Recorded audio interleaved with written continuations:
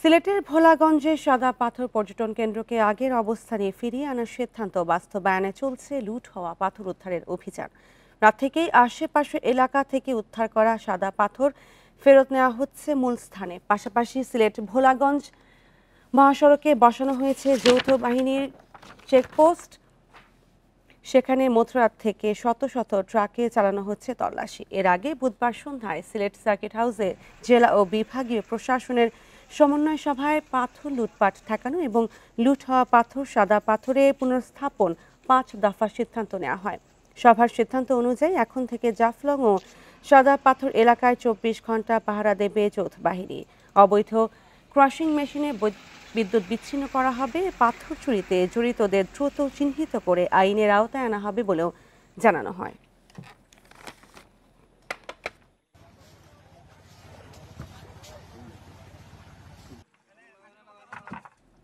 আরো জানাতে সিলেট থেকে যুক্ত হচ্ছেন সহকর্মী রানা মজুমদার।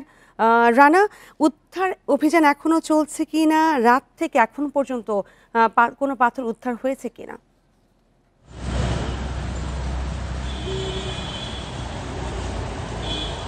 দেখুন, আসলে এক্ষেত্রে প্রশাসন বিশেষত কয়েকটি পদক্ষেপ নিয়েছে এবং উল্লেখযোগ্যভাবে যদি সেগুলোর কথা উল্লেখ করতে হয় তাহলে যে বিষয়টি প্রথমেই সামনে আসে সেটি হলো যে গতকালকে কিন্তু যৌথ বাহিনীর একটি চেকপোস্ট বসানো হয়েছে সিলেট ভোলাগঞ্জ যে মহাসড়কটি রয়েছে সেই সড়কে, এবং যৌথ বাহিনীর সেই চেকপোস্ট এবং সেই তল্লাশি সেই উদ্ধার তৎপরতার মাধ্যমে প্রায় 12,000 ঘনফুট পাথর কিন্তু তারা উদ্ধার করতে পেরেছেন।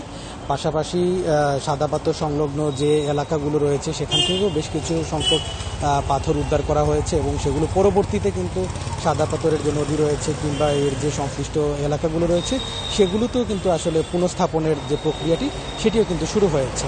পাশাপাশি জেলা প্রশাসন গতকালকে একটি সভা করেছিল বিভাগীয় এবং জেলা পর্যায়ের ঊর্ধ্বতন কর্মকর্তাদের নিয়ে। সেই সমন্বয় সভায় কিন্তু প্রশাসনের বিভিন্ন পর্যায়ের কর্মকর্তারা ছিলেন এবং সেখানে তারা মূলত 5টি সিদ্ধান্ত নিয়েছেন। এরই আলোকে মূলত এই গতকালকের যে তল্লাশি উদ্ধার তৎপরতা সেটি কিন্তু শুরু হয়েছে।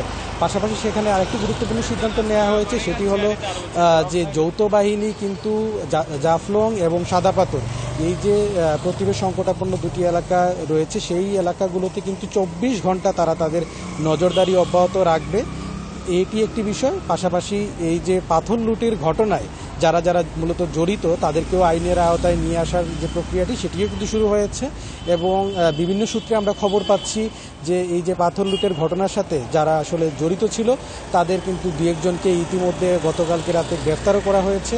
তবে আসলে এটি অসমর্থিত সূত্রে আমরা এই তথ্যগুলো পেয়েছি, এখনও আসলে প্রশাসনের পক্ষ থেকে কোনো ধরনের তথ্য আমাদেরকে এখন পর্যন্ত জানানো হয়নি।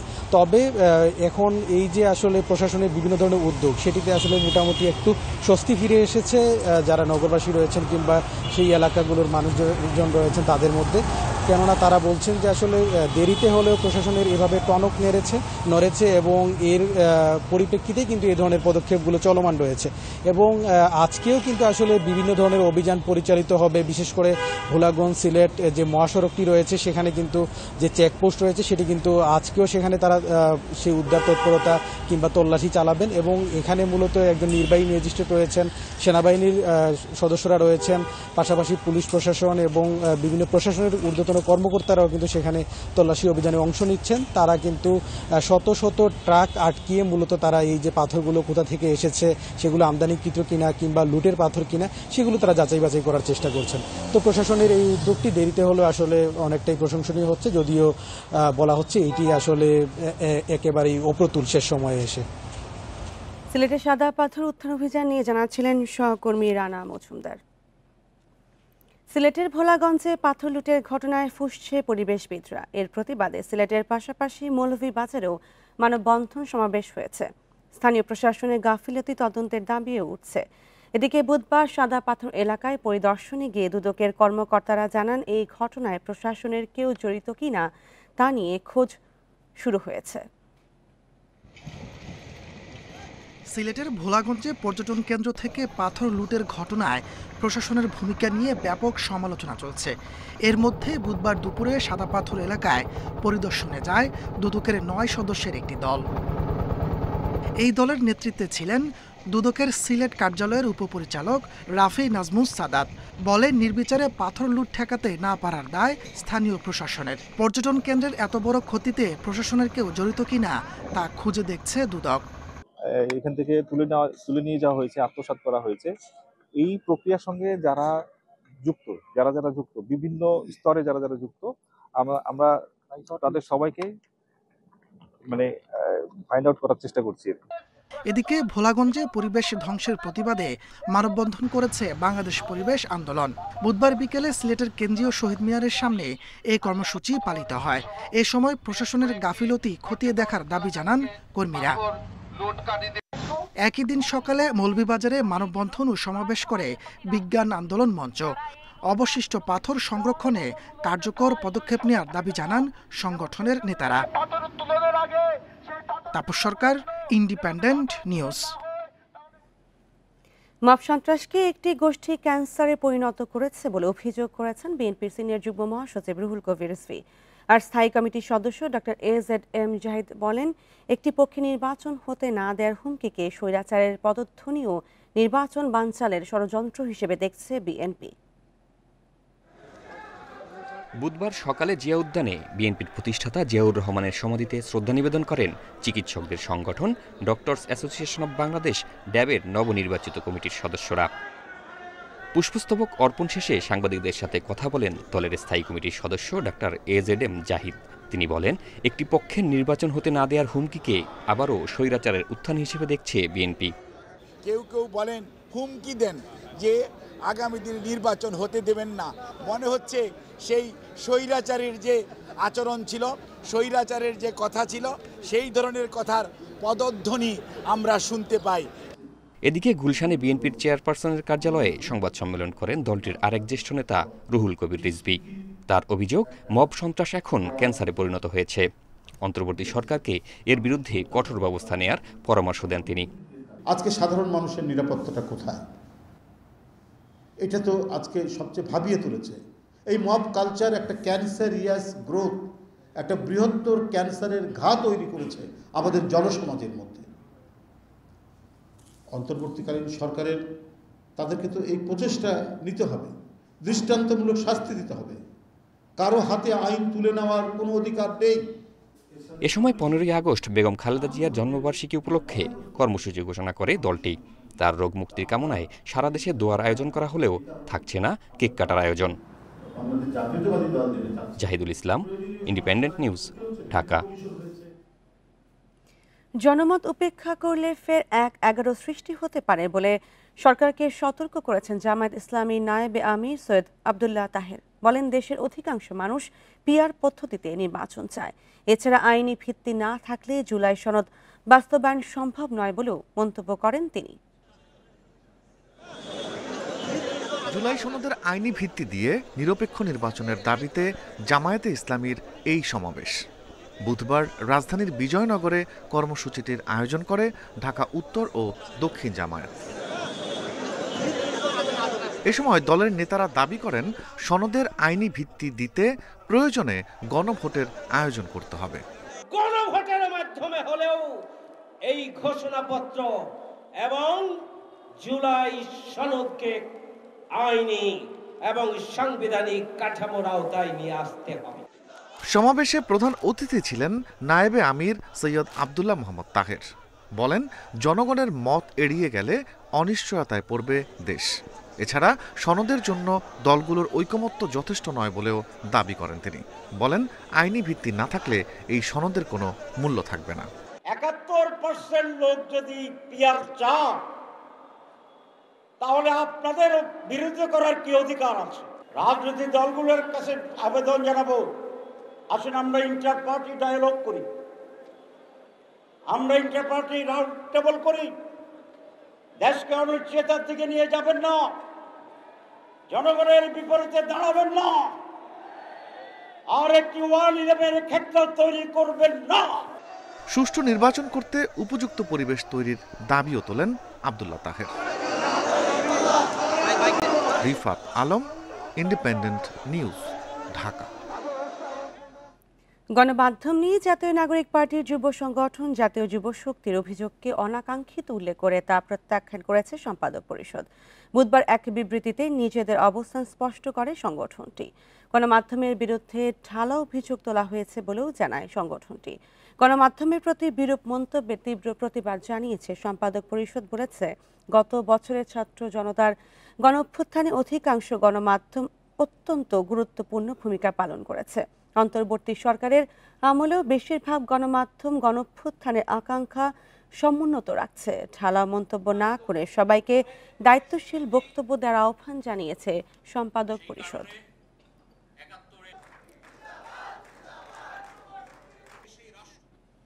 এনআরবিসি ব্যাংকের অতীতের অনিয়ম, ব্যাংকিং বিধি লঙ্ঘন, ক্রয় হিসাব ও প্রশাসনিক কাজে দুর্নীতির প্রমাণ খুঁজছে ফরেনসিক অডিট করবে বাংলাদেশ ব্যাংক। উদ্যোক্তা পরিচালকদের এক আবেদনের প্রেক্ষিতে অনিয়ম খতিয়ে দেখতে এই উদ্যোগ নেওয়া হয়েছে।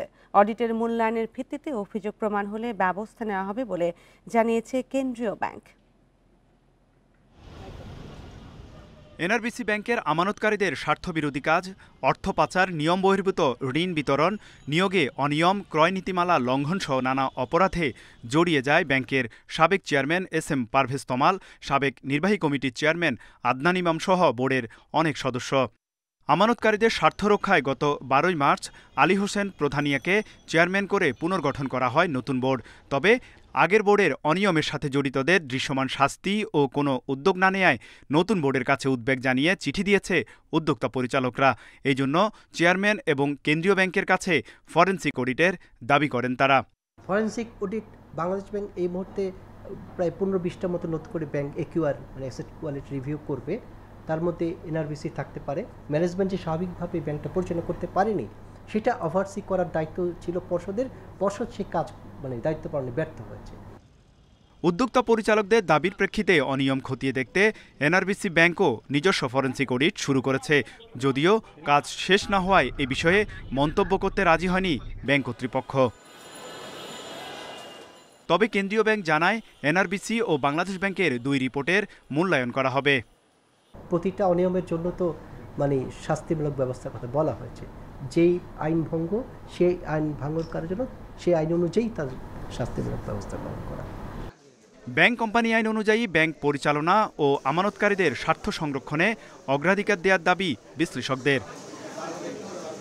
তৌহিদ রানা, ইন্ডিপেন্ডেন্ট নিউজ, ঢাকা। বাংলাদেশ ব্যাংকের সাবেক 3 গভর্নর, সাবেক 4 ডেপুটি গভর্নর ও বিএফআইইউ এর সাবেক 2 প্রধানের ব্যাংক হিসাবে তথ্য চেয়েছে ফাইন্যান্সিয়াল ইন্টেলিজেন্স ইউনিট বিএফআইইউ। সম্প্রতি দেশের ব্যাংকগুলোকে এ সংক্রান্ত চিঠি দেয় সংস্থাটি। সাবেক 3 গভর্নর হচ্ছেন আতিউর রহমান, ফজলে কবির ও আব্দুর রউফ তালুকদার। এছাড়া সাবেক 4 ডেপুটি গভর্নর হলেন এস.কে সুর চৌধুরী, এস.এম. মনিরুজ্জামান, কাজী সাইদুর রহমান ও আবু ফারা মোহাম্মদ নাসের। বিএফআইইউ এর সাবেক 2 প্রধান হলেন আবু হেনা মোহাম্মদ রাজি হাসান এবং মাসুদ বিশ্বাস।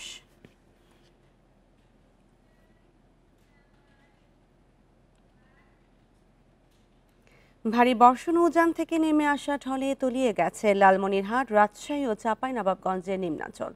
লালমনিরহাটে পানিবন্দী 5,000-এর বেশি পরিবার। রাজশাহীতে পদ্মার পানি ক্রমাগত বাড়তে থাকায় প্লাবিত হয়েছে চর এলাকা। এদিকে চাঁপাইনবাবগঞ্জে গত 24 ঘন্টায় পদ্মা, মহানন্দা ও পূর্ণভবা নদীর পানি বাড়ায় প্লাবিত হয়েছে নিম্নাঞ্চল। বন্যার্তদের দ্রুত ত্রাণ পৌঁছে দিতে প্রস্তুতি শুরু করেছে প্রশাসন। লালমনিরহাটে ভারী বর্ষণ ও উজানের ঢলের কারণে তিস্তার পানি বেড়ে আকস্মিক বন্যা দেখা দিয়েছে। পানির চাপ বাড়ায় খুলে দেওয়া হয়েছে তিস্তা ব্যারেজের 44টি গেট। জেলার হাতীবান্ধা, কালীগঞ্জ, আদিতমারি ও সদর উপজেলার অন্তত 12টি গ্রামের নিচু এলাকা প্লাবিত হয়েছে। পানিবন্দী হয়ে পড়েছে 5,000-এর বেশি পরিবার। তলিয়ে গেছে আমন ধানের বীজতলা ও অন্যান্য ফসল। ভেসে গেছে মাছের ঘের। সন্ধ্যের থাকিয়া এখনো পানি বাড়তেছে। আমরা যে কোথাও যাব বউ ছাওয়া নিয়ে ইয়ার কোনো পথ নাই। যে আশপাশে যারা আছে তারা সবাই কিন্তু পানিবন্দী, খাওয়া দাওয়ার যে অনাহারে সবাই কিন্তু অবশ্যই ভাবেই আছে। বানভাসীদের জন্য আশ্রয় কেন্দ্রগুলো খুলে দেওয়া হয়েছে বলে জানিয়েছে উপজেলা প্রশাসন। আমরা তা সত্ত্বেও আমরা আশ্রয় কেন্দ্রগুলো প্রস্তুত রেখেছি। আমরা মাননীয় জেলা প্রশাসকের কাছে আবারও 20 মেট্রিক টনের চাহিদা পাঠিয়েছি। এটা পাওয়া সাপেক্ষে আমরা আবারও ওই 10 কেজি করে চাল আমাদের বন্যা যে বানভাসী মানুষের মধ্যে বিতরণের ব্যবস্থা করব। গত 24 ঘন্টায় বৃষ্টির কারণে নদীর পানি বেড়ে চাঁপাইনবাবগঞ্জের নিম্নাঞ্চল প্লাবিত হয়ে পানিবন্দী 10,000-এর বেশি পরিবার। সকাল 9টা পর্যন্ত পদ্মায় 3, মহানন্দায় 7 ও পুনর্ভবা নদীতে 10 সেন্টিমিটার পানি বেড়েছে। বন্যা কবলিত এলাকায় ত্রাণ তৎপরতা শুরু করেছে প্রশাসন। তবে 2-3 দিন পর পরিস্থিতি উন্নতির আশা করছে পানি উন্নয়ন বোর্ড। পানি বৃদ্ধির হারটা অলমোস্ট স্টেবল দিকে চলে গেছে। গত 24 ঘন্টায় পদ্মাতে 3 সেন্টিমিটার পানি বেড়েছে। পানি এই পর্যায়ে থাকবে এরকমটাই পূর্বাভাস আছে আগামী 2-3 দিন, তারপরে আস্তে আস্তে পানি কমতে থাকবে। এদিকে রাজশাহীতে চর এলাকা প্লাবিত হয়েছে। শহর রক্ষা বাঁধগুলো নিয়মিত মনিটরিং করা হচ্ছে জানিয়েছে পানি উন্নয়ন বোর্ড। Zulekha Parvin, Independent News. আর বন্যা পরিস্থিতি জানাতে নীলফামারী থেকে যুক্ত হচ্ছেন সহকর্মী আরফিনুল ইসলাম। আরফিনুল ইসলাম, নীলফামারীর বন্যা পরিস্থিতি কেমন দেখছেন এবং কোন কোন এলাকা প্লাবিত হয়েছে?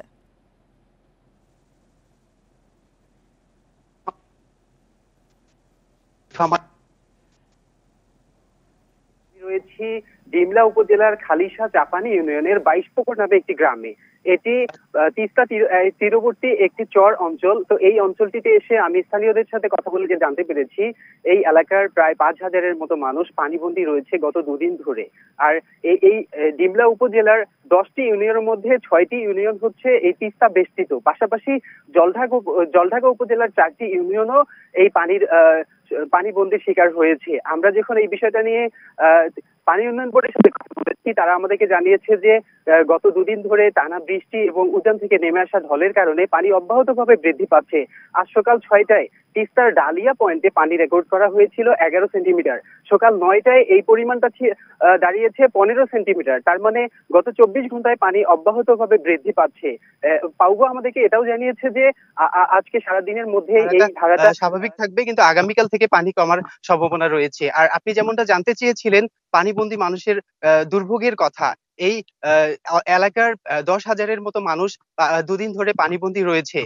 এ নিয়ে এই মৌসুমে আমাদের নীলফামারী জেলায় তৃতীয়বারের মতো স্বল্প বন্যার সম্মুখীন হলো এই স্থানের এই এলাকার মানুষগুলো। তো আমরা যখন এই বিষয়টা তারা আমাদেরকে জানিয়েছিল যে এর আগে 2বার বন্যা দেখা দিয়েছিল এবং একদিন পরেই আবার পানি নেমে গিয়েছিল, যে কারণে খুব একটা সমস্যার সম্মুখীন হয়নি স্থানীয়রা। কিন্তু এবার 24 ঘন্টা ধরে মানুষ পানিবন্দী রয়েছে, যে কারণে উপজেলা প্রশাসনের পক্ষ থেকে ক্ষতিগ্রস্তদের একটা তালিকা দেওয়া হচ্ছে। তারা আমাদেরকে এটা নিশ্চিত করেছে যে অল্প কিছু সময়ের মধ্যেই তারা তালিকা প্রস্তুত করে সাহায্য সহযোগিতার নিয়ে আসবেন এবং ক্ষতিগ্রস্ত মানুষদেরকে সহযোগিতা করবেন। ক্ষতিগ্রস্ত মানুষরা আমাদেরকে এটা জানিয়েছে যে বিভিন্ন পরিবার রয়েছে। এই যে আমার পেছনে, আমরা গত 2 দিন আগেও এখানে একটা বাসা দেখেছিলাম, কিন্তু আজ সেটা নদীর মধ্যে বিলীন হয়ে গিয়েছে। তো অনেক পরিবার রয়েছে যারা ঠিকমতো রান্না বান্না করতে পারছে না, গবাদি পশুগুলোকে। আরফিন, আপনি আমাদের সঙ্গেই থাকুন। এবার লালমনিরহাট থেকে আছেন সহকর্মী মাহফুজ রহমান। লালমনিরহাটের বন্যা পরিস্থিতি কি এবং প্রশাসন আশ্রয় কেন্দ্র বা ত্রাণের জন্য কোনো উদ্যোগ নিয়েছে কিনা?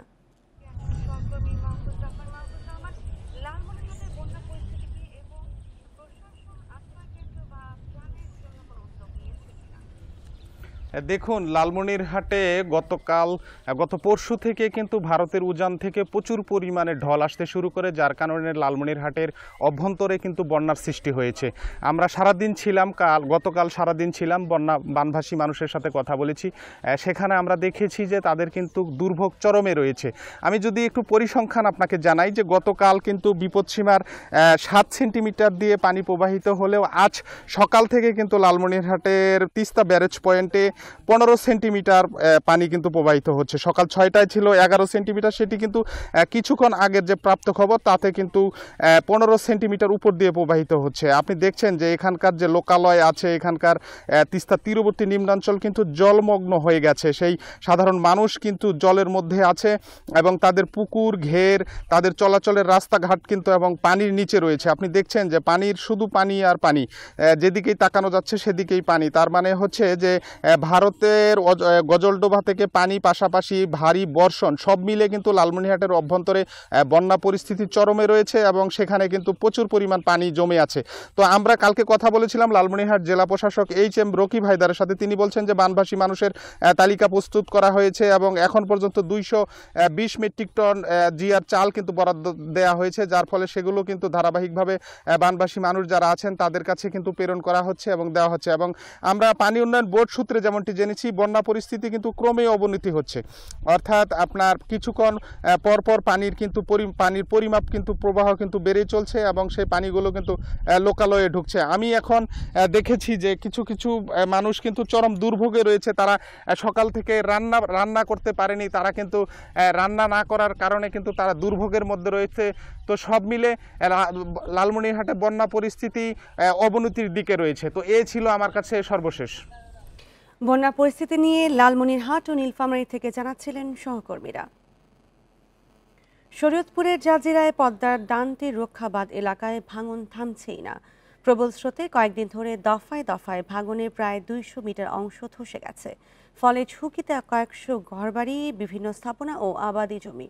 ঠিকাদারের গাফিলতিতে সময় মতো কাজ শেষ না হওয়ায় ভাঙন অভিযোগ স্থানীয়দের।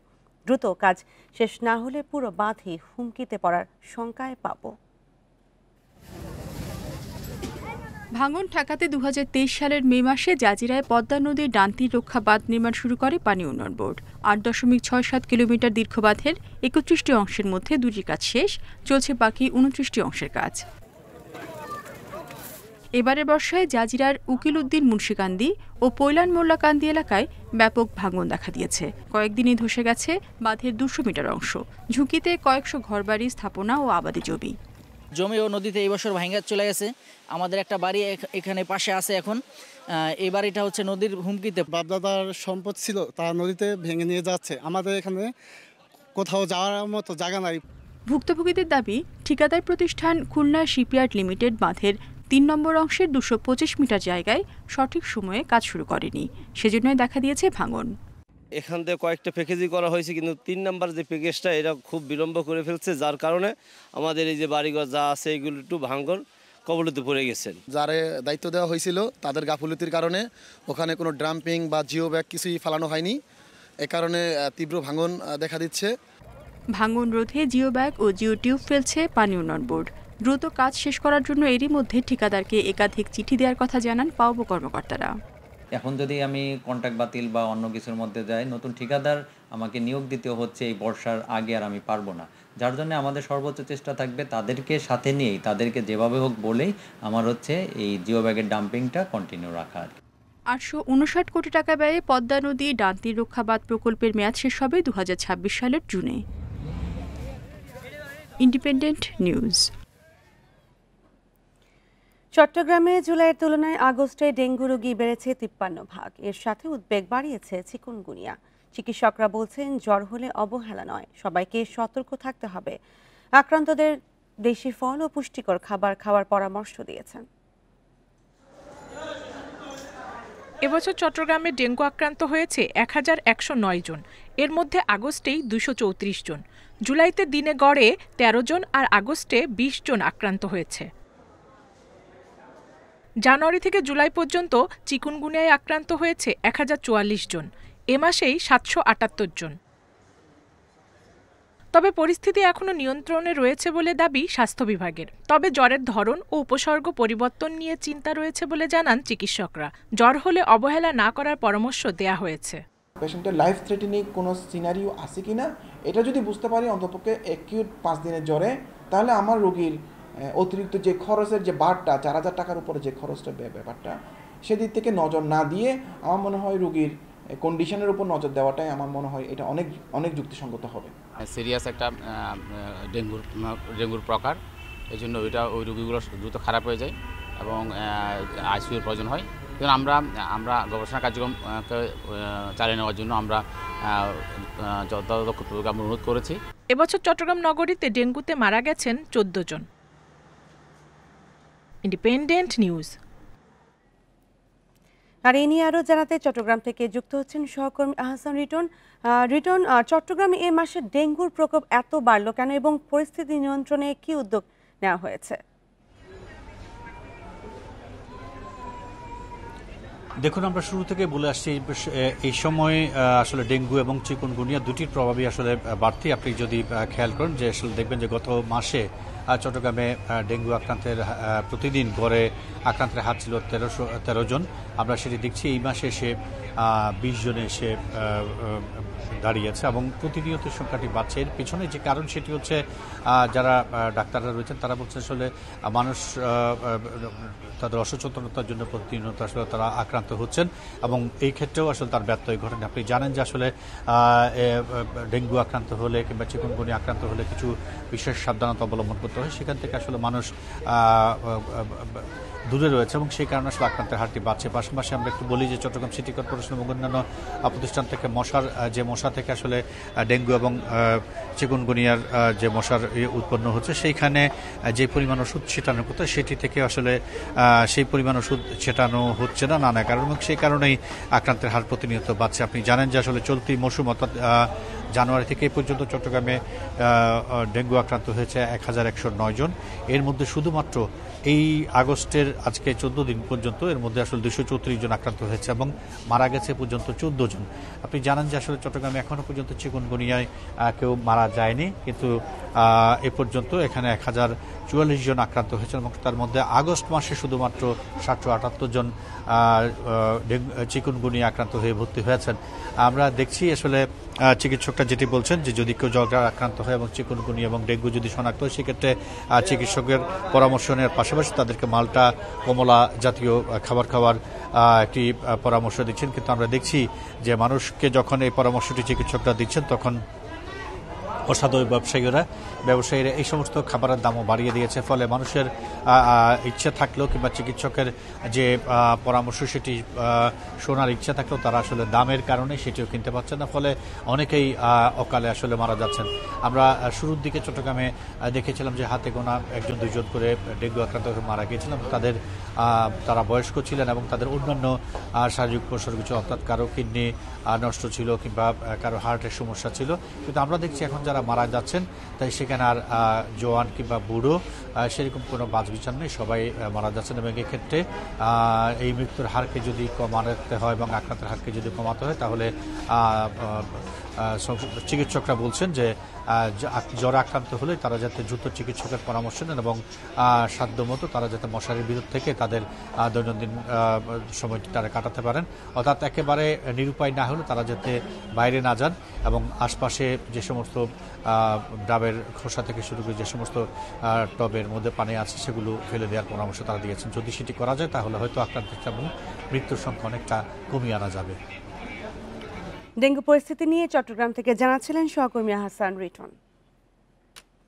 তীব্র ঠান্ডা আর তীব্র গরমের জেলা চুয়াডাঙ্গা, তবে এবার এর সঙ্গে যুক্ত হলো অতিবৃষ্টি। গেল জুলাই মাসে সেখানে বৃষ্টি হয়েছে 417 মিলিমিটার, যা গত বছরের একই মাসের চেয়ে 5 গুণ বেশি।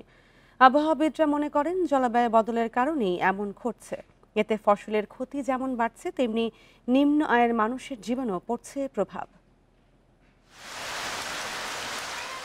গত বছর বর্ষা মৌসুমে কাঙ্ক্ষিত বৃষ্টি হয়নি চুয়াডাঙ্গায়। পুরো জেলা জুড়ে বৃষ্টি হয় মাত্র 85 মিলিমিটার।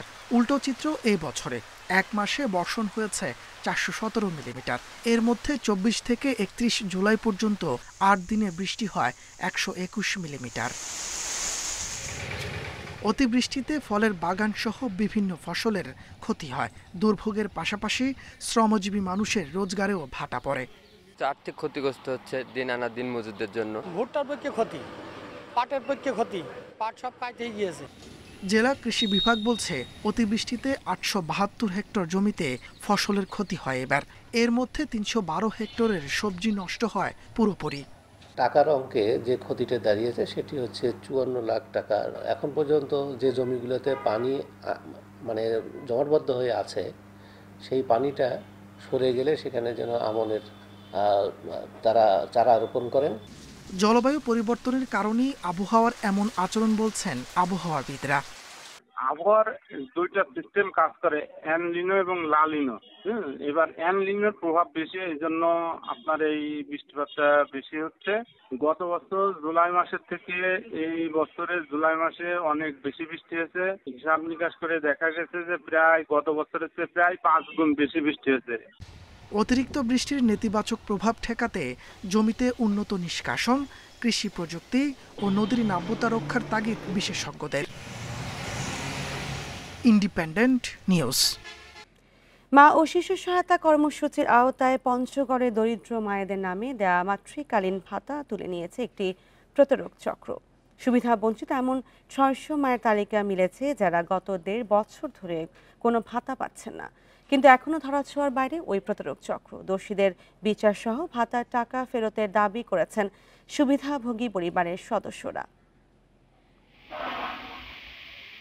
পঞ্চগড়ে 3 উপজেলায় 600 সুবিধাভোগী মা পাচ্ছেন না তাদের নির্ধারিত ভাতার টাকা। এদের মধ্যে সদর উপজেলায় 576, বোদা উপজেলায় 21 জন ও দেবীগঞ্জের 3 জনের মাতৃত্বকালীন ভাতার টাকা জালিয়াতির মাধ্যমে আত্মসাতের অভিযোগ উঠেছে। তালিকাভুক্ত একজন মার 3 বছরে 28,800 টাকা পাওয়ার কথা থাকলেও প্রথম দফায় 4,800 টাকা পান। তবে গত 1.5 বছর ধরে পাচ্ছেন না তাদের ভাতার টাকা। এদের মধ্যে সবচেয়ে বেশি প্রতারিত হয়েছেন সদর উপজেলার হাফিজাবাদ ও হাড়িভাষা ইউনিয়নের সুবিধাভোগীরা। 1 বছর থেকে টাকাটা আমরা পাচ্ছি না, তখন আমরা ইউনিয়ন পরিষদে গেছি, যা মেম্বার চেয়ারম্যান মেম্বারনিকে জানাইছি। আমরা একবার টাকা পাইছি যে 3 মাস পর পর টাকাটা দিবে, ওই একবার যে পাইছি এখন আর আমরা টাকাটা পাই না। যে জায়গায় দোষে মেম্বার টাকাটা কই যায় তাতে একটু ওই জায়গায় নিয়ে গেছিলাম, তখন যাওয়ার পরে দেখি ওনারা ওখানে কিন্তু পাত্তা দেয় না।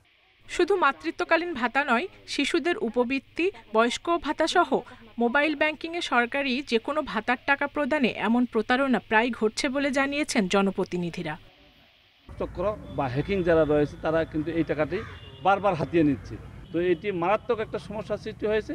আমরা এটির অনতিবিলম্বে প্রতারক চক্র বা হ্যাকারদেরকে চিহ্নিত করে আইনের আওতায় নিয়ে আসা হোক। ফোন নাম্বার হ্যাকিং করে টাকা আত্মসাতের কথা স্বীকার করে তালিকা সংশোধনের কাজ চলছে বলে জানিয়েছে মহিলা বিষয়ক অধিদপ্তরের কর্মকর্তা। মোবাইল নাম্বার, ব্যাংক নাম্বারটা হ্যাকিং হয়ে যায়। ঢাকা মহিলা বিষয়ক অধিদপ্তর থেকে রংপুর বিভাগ যে দেখতে সে আমাকে জানায় এবং ইউনিয়ন পরিষদ এবং পৌরসভার প্রশাসক বরাবরে চিঠি প্রেরণ করে সংশোধনের জন্য তালিকাটা সংযুক্ত করে দিই।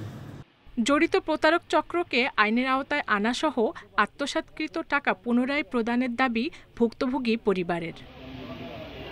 Independent news.